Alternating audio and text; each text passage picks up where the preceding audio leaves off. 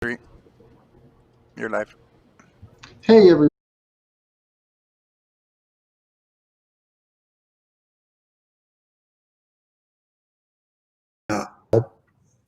After a secret trial and put in jail under a secret name, and even the people that ran the jail didn't know that he was actually a security services guy who had crossed the government. And when people found out about the fact that that could happen in Australia, I mean, that's the sort of thing he said, you know, we are running public organisations as if we're a corrupt corporation, and the tax office was doing a lot of very underhand things to take tax off people illegally, and just throwing the rule book and the law book out the window. And he became a tax whistleblower. And he, like me, he was charged for speaking to the press, and he is facing, like me, over 100 years in prison. And he contacted me recently to say the government had, secretly contacted him and said, we're interested in settling your case. Now, that's, they still, I tend to think that they, I will be the last person on the list because I've embarrassed them a lot.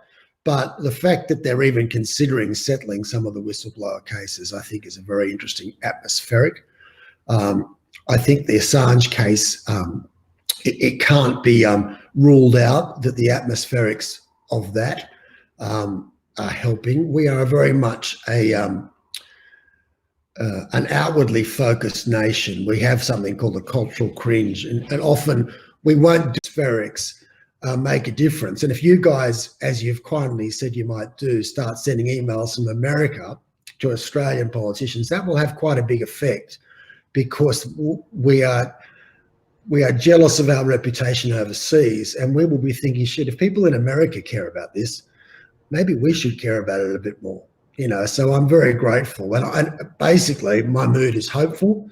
It's a bit like the Second World War. It's a sort of Stalingrad, it's the turning point. There's still a fair way to go, but I do think we're actually starting to get some victories rather than some defeats. And I think that you sorry, Andrew. I think that you bring up a good point, because I've kind of noticed it too. We've had some talk of a pardon for Snowden, and it's, being covered in the media. And, we now have the Assange trial, and, the prosecution has been getting embarrassed almost daily. You have Daniel Ellsberg kicking ass in court, and all these other amazing witnesses who are just destroying the prosecution's case. And we have seen kind of a more kind of public support growing, and I'm usually a cynic, but I've noticed it too, and it is kind of encouraging. It's this kind of underneath the surface, you can feel like this bubbling of people are starting to understand that, like a Julian Assange, he exposed war criminals, and that's a good thing. And we should be okay with that and grateful to him for doing it. And it's such a backwards mentality to protect the war criminals and, penalize the people who expose them. So I think that that's a really good point, especially for people like me who are usually cynical and very pessimistic. There is kind of, a shift in narrative and, like you said, the atmosphere. And so that is really encouraging. It was one point I was going to make, and I'd forgotten, but you picked up on it. In a word, it's media. There has been coverage, and before there wasn't, and that was why you guys have done such terrific work, because you've kept it. And whether it's a cynical thing that newspapers will print whatever sells, I don't know, but it's interesting. In Australia, as you know, most of the conservative media is controlled by Rupert Murdoch. There's only a few media companies, like the US. And even the sort of non-Murdoch conservative, the equivalent of the New York Times and the Washington Post, was not covering Assange at all. And now they both are. Most days, I think, for the extradition hearing, there has been a story in both the Australian, both conservative newspapers have at least covered it. They don't have to, run the line that you and I would agree with, but they just cover it. And that's a huge change. And what was quite worrying is that the first whistleblower trial off the bat in Australia was a guy called Bernard Collaery, who effectively leaked the fact that we used our spies, our CIA equivalent, to spy on the East Timor government in order to give the information to an Australian oil company in order to make more money. And this guy, one of the spies, said, we're not meant to be doing that. We're not meant to be spying using national resources in order to benefit corporations. Now, when his trial is about the same as mine, but he's had some preliminary hearings. And the scary thing was those preliminary hearings were not covered by the mainstream media at all. And the government managed to, gag them, even though there was no real right to gag. They'd obviously got very scared at the slightest, hint by the government to say you're not allowed to cover it, and they didn't cover it. And that was worrying. But this is quite different. Now, Assange does get coverage every day. His partner, Stella, is in the news a lot. That human face has come out, and I think that that's a change. I certainly continue to get coverage.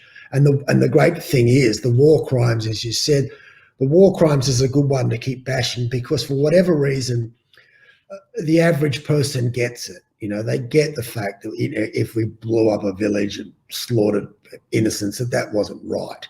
They don't necessarily get the diplomatic cables and things that went on at a higher level, which are actually probably a lot worse. But it's sometimes we have to work with what we've got, and people are being grabbed. And I'm glad that they are emphasising the collateral murder video. I think that's really good, and to keep bashing not so much Julian Assange's personal life, but to say, look at what WikiLeaks discovered. Look at these terrible war crimes, atrocities, people being murdered, murders being covered up. That's not right. That's not what we stand for. And WikiLeaks exposed that. And how can you put the person behind that in jail for doing so? That's actually what I'm trying to push in my own case. Is that it was not only an option for me to be a whistleblower, but it was actually my duty to be a whistleblower. Absolutely. And one of the things here that I think is really exciting with Julian's case is the fact that a lot of these war crimes and a lot of these like torture programs and things like that are coming out. Because one of the ones that struck me as like particularly heinous was the Khalid al-Masri statements and those proceedings. I think it's Masri. El-Masri. I'm sorry. Yeah, El-Masri, I'm sorry. He was the German that was abducted out of Macedonia, renditioned to Afghanistan, and then dropped in Albania. And it was the actual WikiLeaks releases that were able to have him start court proceedings in Germany. And little things like, not little, but things like that people don't really know the story of. I'm excited as the Action for Assange Vigil to be able to go through those once court wraps up and we have other things, or have more time, I guess would be the right word there. But we had in court today the fact that there's going to be the two whistleblowers from UC Global are going to be able to testify.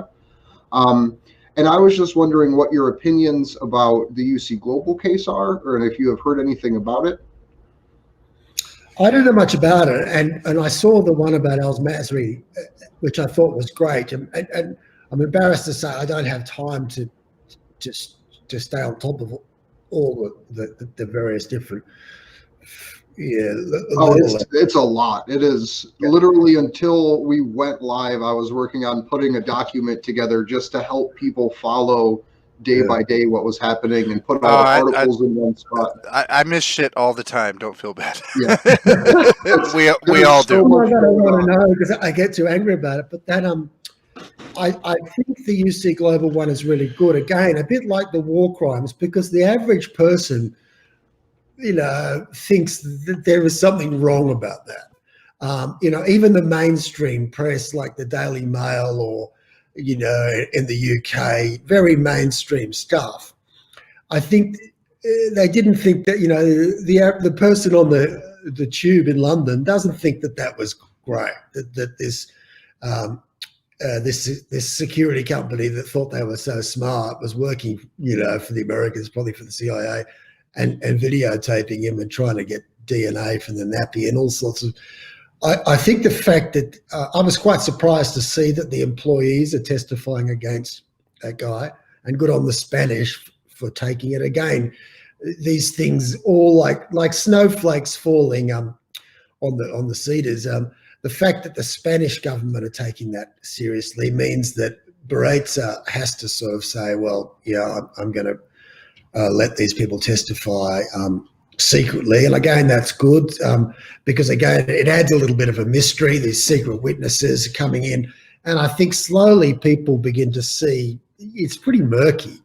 And if they didn't have anything to hide, why are they trying to hide it?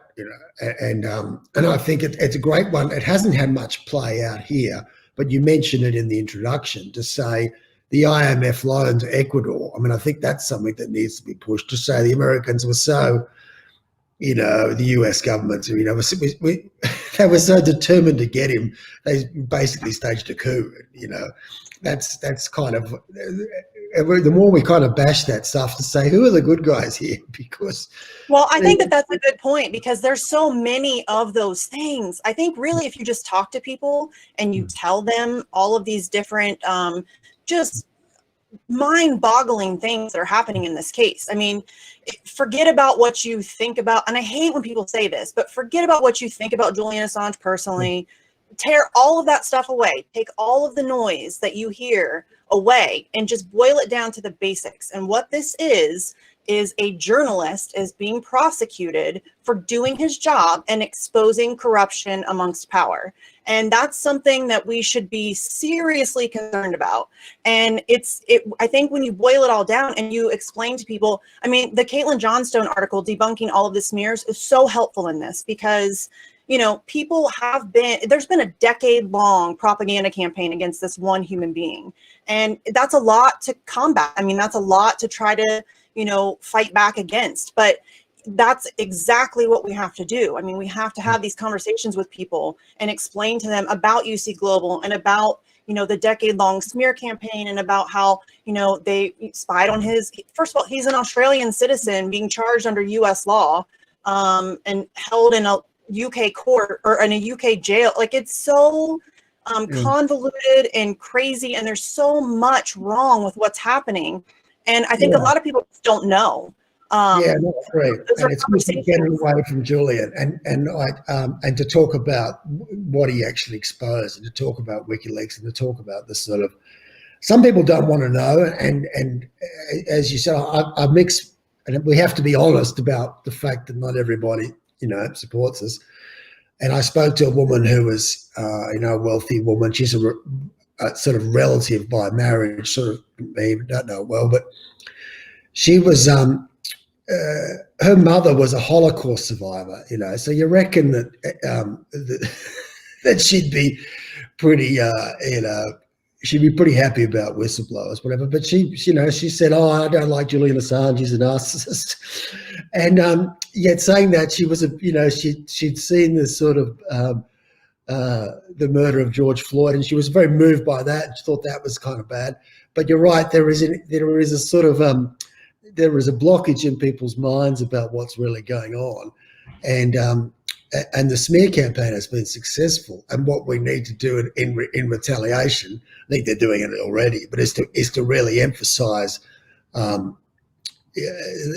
whatever you think about Julian Assange, what he exposed is like 1,000 times worse. I did a tweet about it to say, look, even though it's never been proved that anybody got killed as a result of WikiLeaks leaks, let's just say, for argument's sake, there was 4 people, for argument's sake. Now, there's no doubt, if you compare that to how many people were killed, in the Iraq, Afghanistan war, let alone Libya or Syria, and especially if you're the sort of person that says, I don't like Julian Assange because he endangered, endangered sources and good, honest, people that work for the government. I can assure you, let's just, if we're using the number 4, at least 4,000 good people who work for the government in some form were sacrificed but by George Bush, Tony Blair, whatever, in a very cynical way. And they were for their own selfish reasons and without any rule of law being followed. And if you think Julian Assange killed people, and that's bad, we need to start looking at the people that killed thousands and thousands and thousands of very good, honest, our best people, the people that put their lives on the line for the country. We slaughtered them, we sacrificed them for bullshit. And he exposed that, and I think that needs to be respected. That's actually one of the points that Daniel Ellsberg made quite beautifully during his testimony during Julian's trial, and it was in relation to him with the Pentagon Papers. He actually did say in court that there was at least one person that got really harmed because of these releases that I did, referring to the Pentagon Papers. And he pointed out that how in Chelsea Manning's case, the U.S. government was forced to say no one was harmed by any of the disclosures. And then he went a step further to the exact point that you were making and said, even if someone was hurt, doesn't the fact that he exposed 15,000 people killed matter? Like, doesn't that mean something in relation to the fact that he did such a good job that the U.S. government was forced to admit no one got hurt? So I thought that was a really powerful idea. No, you suck up people and say, if you care about the idea that one or two people might have been hurt, you need to care a whole lot more, like 15,000. And what I heard the other day from Brown University figures that they calculated 4 million people that had been killed in the sort of, Middle Eastern wars, it started after 2001, 4 million. And 38,000 homeless. I mean, so if you care about those things, clearly we have to deal with the most egregious crimes first, and the most egregious crimes have been committed by the politicians and the generals, not the leakers. Something else I wanted to ask you about too, like recently, a lot of people have been talking about what an existential threat Donald Trump is to democracy. I can't think of anything more damaging or dangerous to democracy than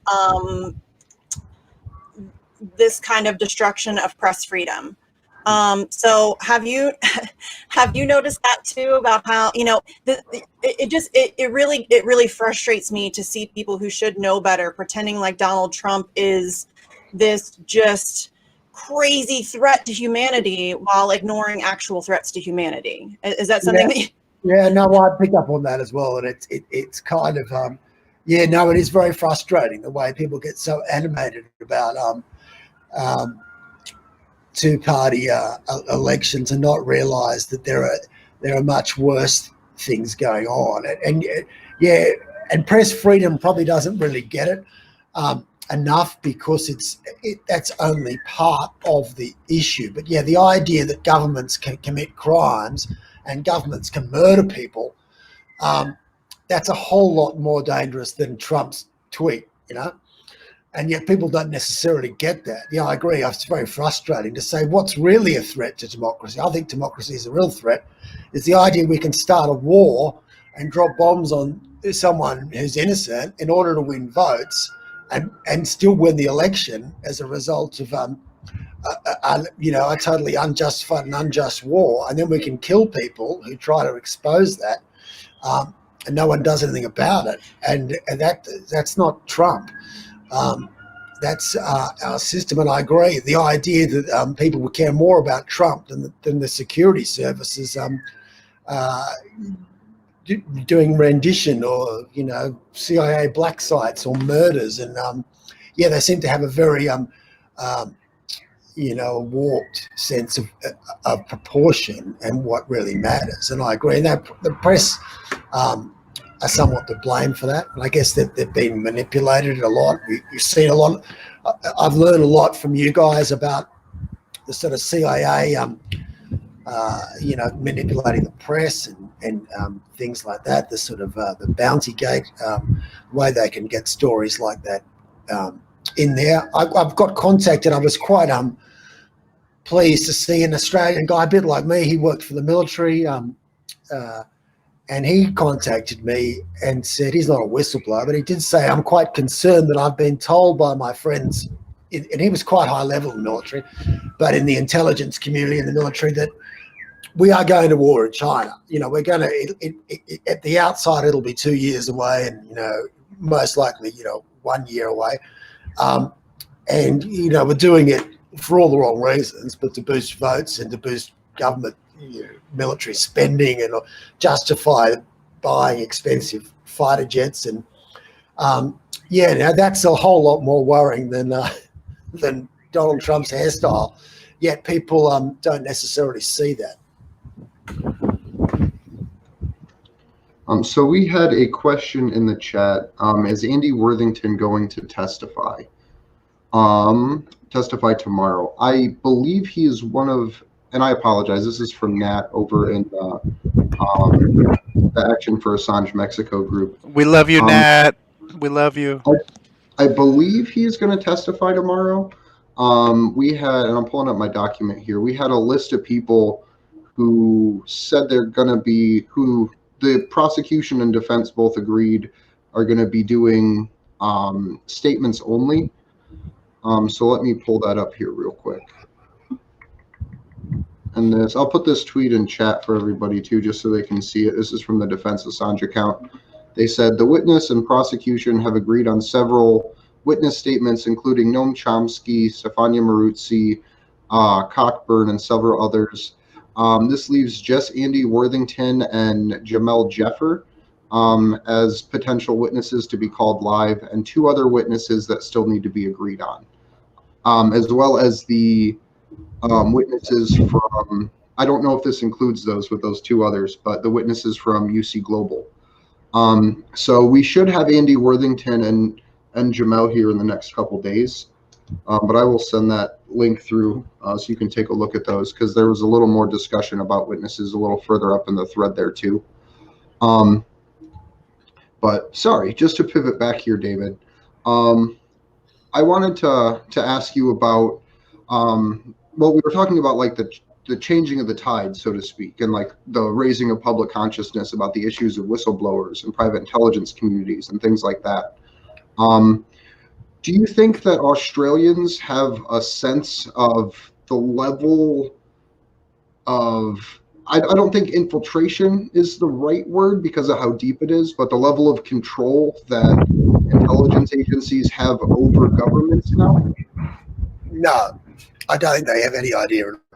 And that's why it's lucky that we've got this, the Bernard Cleary case, and which is one of the first times when people thought, why are the intelligence services working for an oil company? And even though that's not the biggest issue, as I said, it's a snowflake falling down, and people are beginning to realize if they're able to do that, what else are they doing? No, I think that's probably my next target. If after I win my case, is to say that there's a lot more going on here than just war crimes, and the intelligence services. They've got a lot to answer for. The fact that they think that they can manipulate governments and throw them over, and I'm hoping that the Epstein, the thing might shed some light on that, and I hope. I've seen the trailers for the Comey rule? The Comey. I'm hoping I saw that. So we just got back from 3 weeks in DC, and the first time I saw the Comey rule advertisement, it was on a bus driving around downtown Washington. And I had no idea what it was. Like, I had to look it up. I was like, there's no way they're making a show about this. And it's to get back to like propaganda and how stuff like that's used. The Comey special is being released at the same time that Hillary Clinton is starting her own podcast, which I think is super interesting. Like, I may make my own channel just to debunk everything Hillary Clinton says, but that's a whole nother aside. But I thought that was super crazy that they're actually going to try to put a show out about Comey and see how far it goes. Yeah, no, it's pretty funny, and I laughed as well when I saw it, and I kind of choked on my beer. But it's pretty funny. But I mean, publicity is good. The problem that we have, and you have as well, is that they are exempt from freedom of information and the security services, intelligence services, and it's hard. It's harder if anyone's a whistleblower within them. They just get gagged and chucked in jail.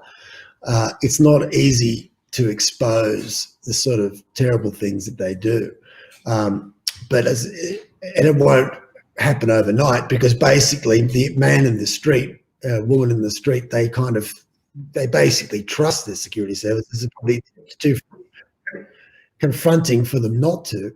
But if Snowden gets pardoned, and if Assange wins, and if I win, we will be able to start saying, we need to look into what's going on in our name, because they're not working for us. They're working for themselves, and that's a long-term plan. But thank God people like you are already looking into that. And it will only probably take, the public don't need, it's a bit like, the Comey rule. They don't need to know everything that they've done.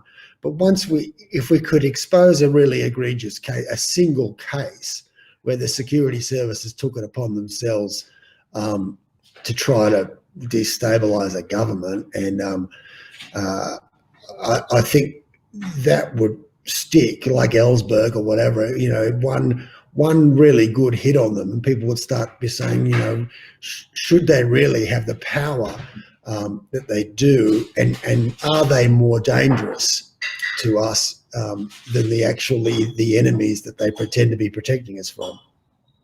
The problem is a lot of the enemies that they protect us from are the enemies that they created.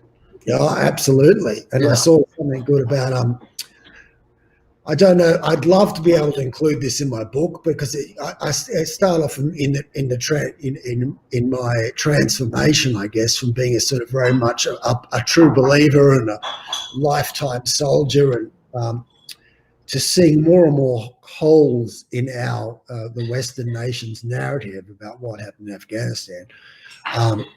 And I saw a good John Pilger posted something about it this year, a few months ago, and Abby Martin's covered it in a movie. But the idea that we were meddling in Afghanistan before the Russians even got there, and we were paying and sponsoring these hardline Islamic terrorists that eventually became the Taliban,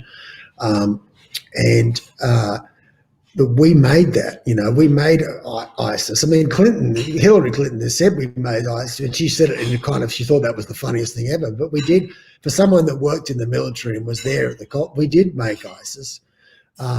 We did make Al Qaeda. That's right. And people, Snowden's touched on this, and they are the really worrying things. They're the things I want to focus on, to say that the problem that we were trying to solve was a problem of our own making, and a problem. It's a bit like the arsonists. We've had a few cases like this in Australia, who are firefighters. They probably had them in America, who start fires in order to put them out, in order to look good and become heroic. And that's a bit of the, as you know, but I mean, to try to get the people to say, and I think that was one of the good things. I recently watched the story about the Washington Post, the movie about the Washington Post, Meryl Streep, I think, and it was quite good in that she, the Catherine Graham character is good, because she kind of represents that sort of establishment, middle class. But when the idea that her own son was sent to a war by people who knew that it was all going to be useless, and knew that he could possibly die achieving nothing. It really brings it home to her. And even though Robert McNamara is her friend, she's prepared to run an anti-McNamara story because she's appalled when it's brought back to her own son and her own life. She can see that that's wrong. And I hope that we can get to do that, to say that, a lot of these Islamic terrorists, terrible people that we demonize, we created them, we paid them, and that's pretty disturbing. And as I said, it's a long game to get that out, but that's one of the biggest things that I would like to do. I'd like to eventually go to the Middle East and work in trying to repair those fences and to say, look, we acknowledge our own part in this mess.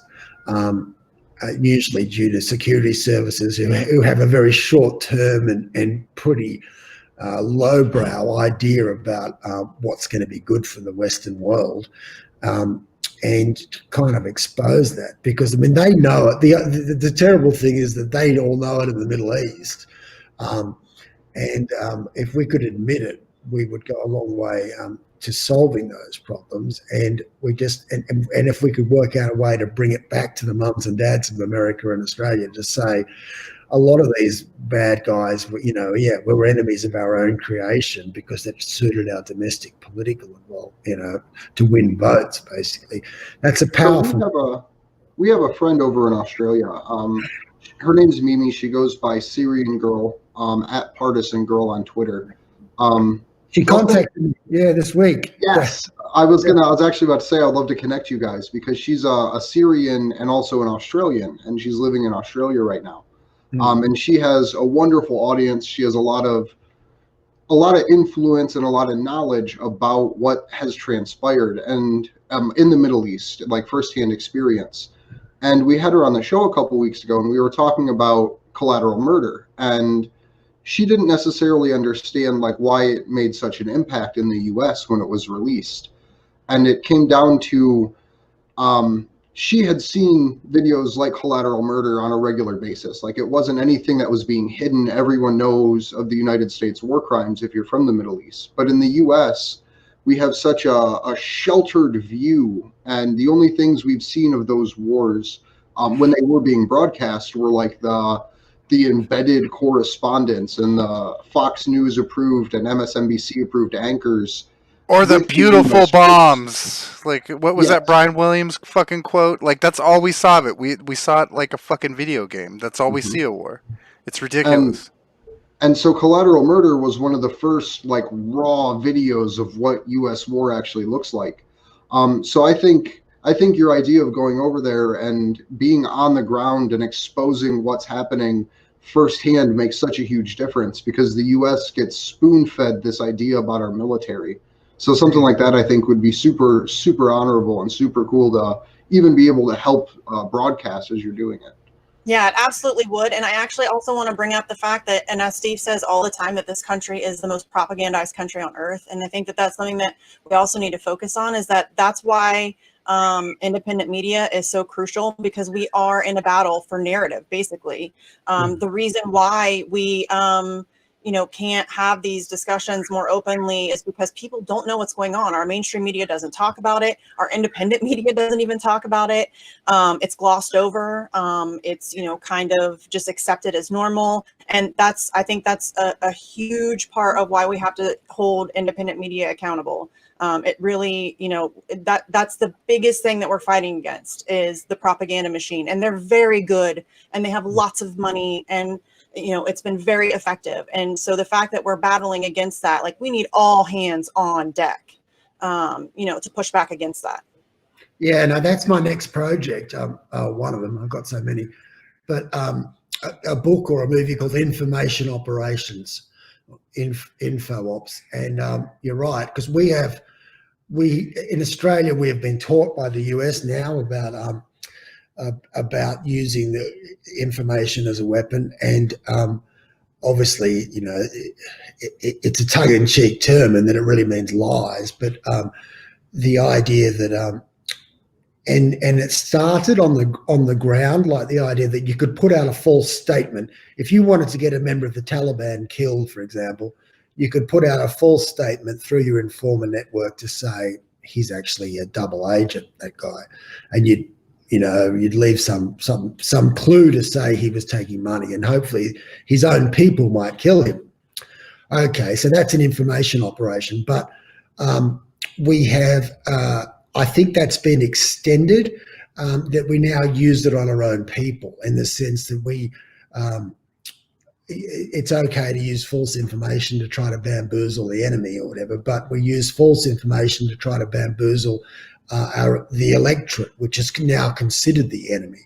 And so we will say such and such is a bad guy, or this is what's happening in Syria, or when it's not true, and yet we're able to get the public on side. And it's very insidious. It's hard to explain. You guys will get it. You're smart enough to get it. It's hard to explain to the average person. But, and Julian Assange has touched on this, to say that the wars are generally started by lies, and they're maintained by lies. And there was no, and it's good for me. I've got an advantage having been a soldier, and I still am a relatively sort of conservative person. I can use that to be able to say, look, there's nothing wrong with war per se. There's nothing wrong with soldiers. I'm not writing that down. I'm a lifetime soldier myself, but we have to be coming from the moral high ground. And once we start lying about what we do, we do actually become the bad guys. And that happened a lot in Afghanistan. And we were, whatever, reason we may have been there to begin with, that changed and changed, and it became a self-licking ice cream, as they say. And I think when they realised it was a vote winner, they expanded it to Iraq and Syria and Libya, because for one of the really sad reason is that having a fast jet flying over a Middle Eastern town and dropping a bomb on people in turbans and carrying AK-47s won votes. You look like a strong leader. You looked presidential, and all the people that got promoted were people that advocated more bombing and more surges and more, because that's what looked good. And it's the sort of end of democracy, or the short circuiting of democracy, where we are doing things just for show, often, which are really bad for the long term of our democracy. And that's an existential threat to democracy. The idea that we create enemies, we go to war with these created enemies, we kill our own people cynically, as well as other people, but we even kill our own people in false narratives, and we say that it was all for a good cause, and we do that just to kind of win the swinging voter over to think that we're good guys. And that's an existential threat to democracy. And that information operations, the idea that it's okay to put out false narratives in the press for some sort of long-term goal, and the denial of the idea that if our government is continually lying to us about what's going on, we are actually the world's bad guys. We're no longer the world's good guys. So I did want to ask, because we probably got about 10 to 15 minutes before we start wrapping up. I wanted to get your opinion on Australia's use of, Australia literally just arresting protesters because of Facebook posts. I don't know how to word it any less draconian. I know what you mean. I know exactly what you're talking about. Yeah, no, it's pretty. And again, it's a bit like me, and I've said it before, and some people don't like me saying it, but it may be, in order to help the greater cause, I might need to go to jail, because it gets more, you get more publicity that way, and if you really want big change, that causes sacrifice. But that was a big dent in the credibility of the government when they went and arrested someone, and it was someone a bit like George Floyd. It was caught on camera, or on phone, them going to arrest, and she was a pregnant, mother of 2 or something, and she was at home. They came around heavy-handed because she forwarded a Facebook post about a sort of anti-lockdown protest, and it shows you that the security services, the police, they don't have they can't think for themselves about what's proportional and what's rational. And in some ways, that really backfired on the government, because people said, "What sort of world are we living in now, where and the police? You reckon that there might be more serious things that they're looking out for than this kind of low-hanging fruit about face?" But yeah, it happened. It actually happened, and it shows you that the same way that I'm facing 200 years in jail or something for just trying to expose crime, but it's such a dystopian society that your intentions or what your beliefs don't seem to matter, and if you transgressed some sort of law or a matter of principle, you could get arrested, and she was lucky that it was filmed. She could have been put in jail secretly for all we know. Things have come a long way, but nobody, while it caused a little bit of embarrassment for the government, funnily enough, the police, didn't come out and say, "Yeah, we've gone mad" or whatever. So it shows you, it's a bit like the boiling frog. It shows you that if we don't stand up for these things, it won't be, it won't be long before the stormtroopers will be marching in, to me, taking me away while I'm giving this talk to you guys, and vice versa with you. But yeah, it's getting pretty scary. And again, in some ways, it's good for us because it's showing the average person, people who are not necessarily politically motivated, that they need to care about what's going on, and that they need to at least have an opinion about things like that, because it won't be long before you're not allowed to have an opinion. I don't think a lot of people realize that this has been something that's been slow walked for a very long time.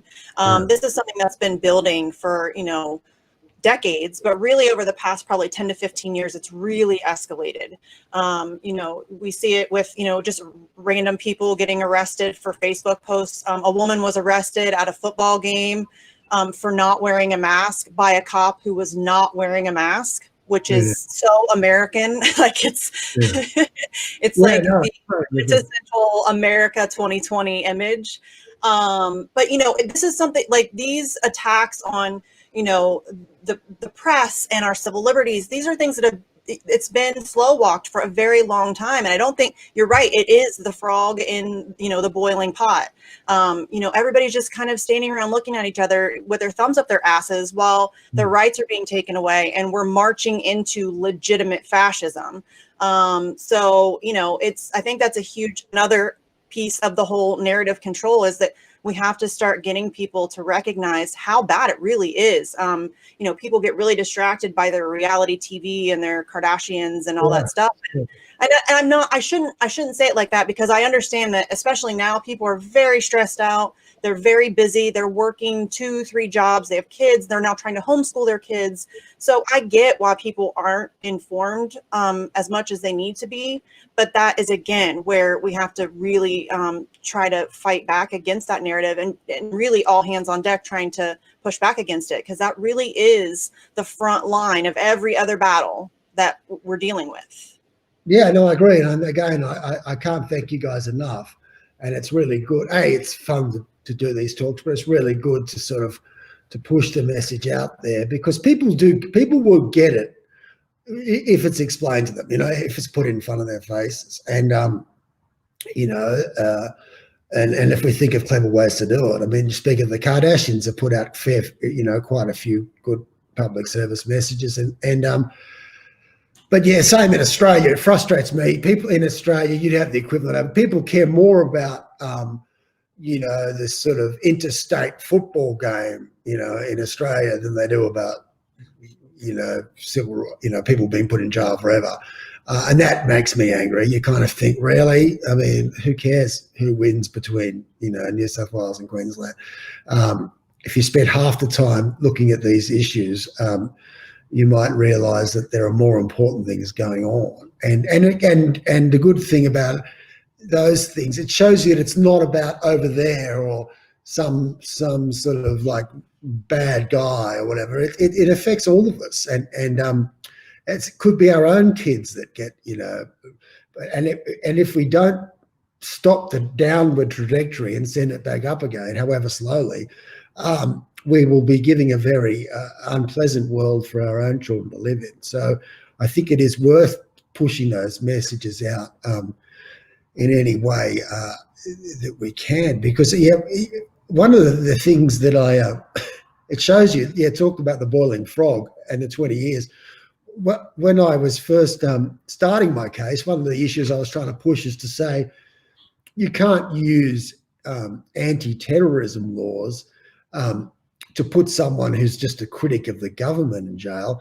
And it's funny, I thought the government would be quite embarrassed by that, but they were just like, oh, we can.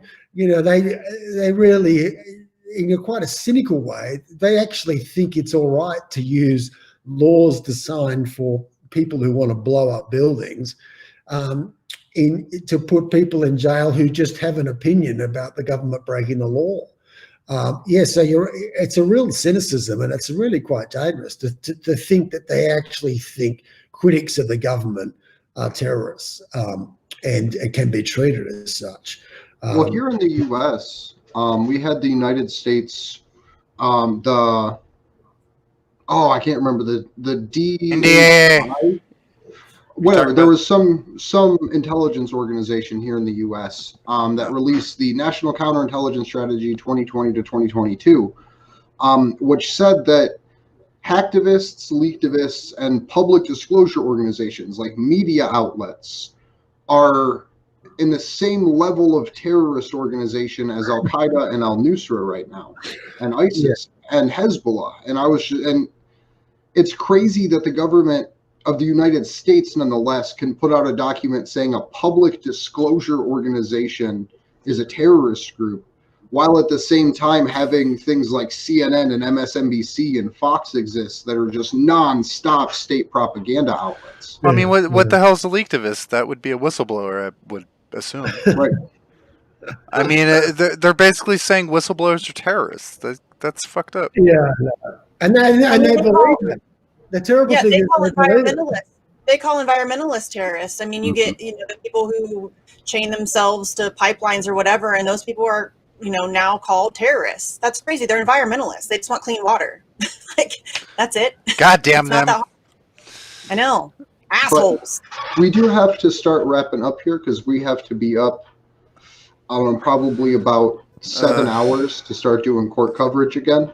So I would like to thank you very much for joining us, David. If you could give us some final thoughts and where people can find and support you. Well, my final thoughts again to thank you guys. I'm glad I got the time difference right. And keep up the good work. I really do think things are changing. And so that's the good news for you, is to say it's not just hot air, or you're not wasting your time. You're fighting the good fight, and in years to come, we will be the French resistance. People will want to be us. So keep that up. I've got a GoFundMe page. It's called something like 50 years in jail for blowing the whistle on the ADF. I appreciate any small donations.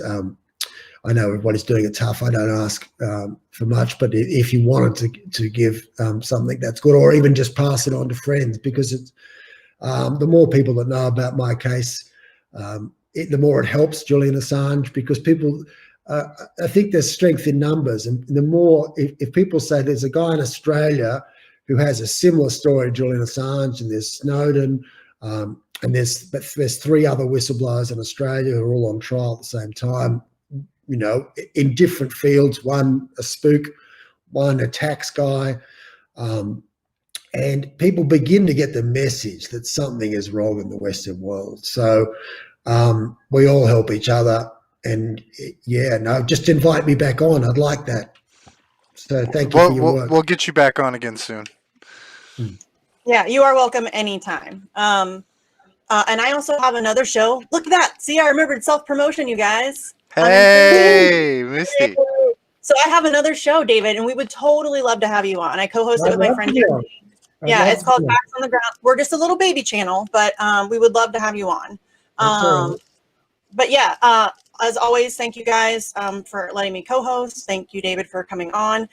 Thank you, everybody in the chat. Also, huge thank you to everybody on Twitter who is, retweeting my tweets or also tweeting at the people that I'm tweeting at.